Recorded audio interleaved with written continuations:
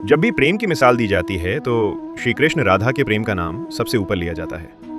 राधा श्री कृष्ण के प्रेम को जीवात्मा और परमात्मा का मिलन कहा जाता है। सदियों से पीढ़ी दर पीढ़ियां राधा कृष्ण की प्रेम कहानी पढ़ती चली आ रही हैं। लेकिन जब भी हम राधा श्री कृष्ण की प्रेम कहानी सुनते हैं तो मन में यही सवाल आता है कि श्री कृष्ण ने राधा से विवाह क्यों नहीं किया। इसके पीछे कई तरह की व्याख्याएं दी जाती हैं। आइए जानते हैं उन सभी कहानियों के बारे। कुछ विद्वानों के मुताबिक राधा कृष्ण की कहानी मध्यकाल के अंतिम चरण में भक्ति आंदोलन के बाद लोकप्रिय हुई।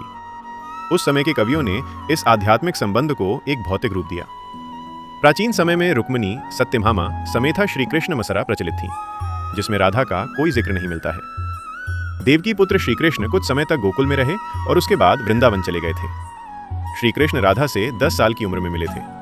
उसके बाद वह कभी वृंदावन लौटे ही नहीं। इसके अलावा कहीं यह जिक्र भी नहीं मिलता है कि राधा ने कभी द्वारका की यात्रा की हो। दक्षिण भारत के प्राचीन ग्रंथों में राधा का कोई उल्लेख नहीं मिलता है। एक मत यह भी है कि राधा ने श्री कृष्ण से विवाह करने से मना कर दिया था, क्योंकि उन्हें लगता था कि वह महलों के जीवन के लिए उपयुक्त नहीं है।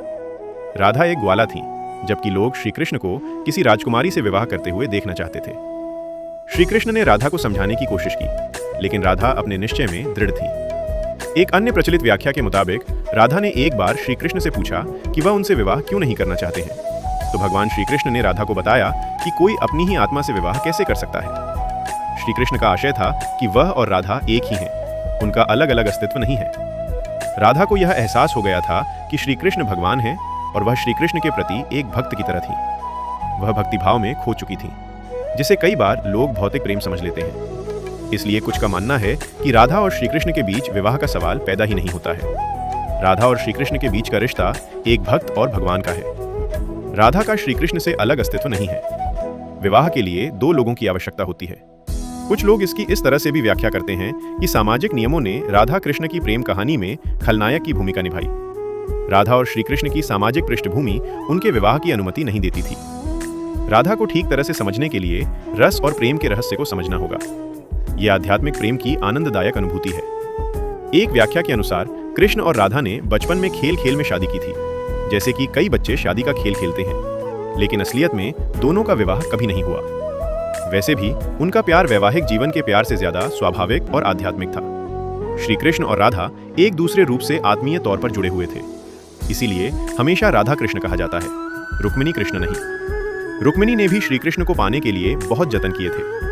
वह अपने भाई रुक्मी के खिलाफ चली गई थी। रुक्मिणी भी राधा की तरह श्री कृष्ण से प्यार करती थी।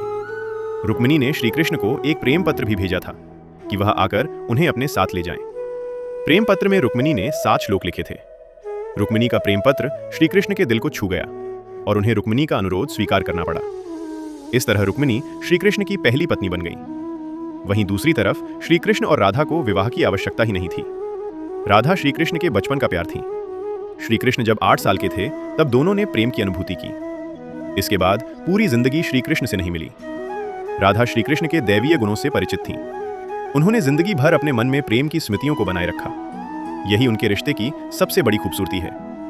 ब्रह्म वैवर्त पुराण के अनुसार पृथ्वी पर आने से पहले राधा की एक बार कृष्ण की सेविका श्रीदामा से बहस हो गई थी।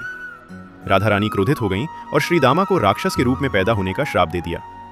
बदले में श्रीदामा ने भी राधा को श्राप दे दिया कि वह एक मानव के रूप में जन्म लेंगी और अपने प्रियतम से 100 साल के लिए बिछड़ जाएंगी। उसके बाद तुम्हें फिर से श्रीहरि की संगति प्राप्त होगी और तुम गोकुल को वापस लौटोगी।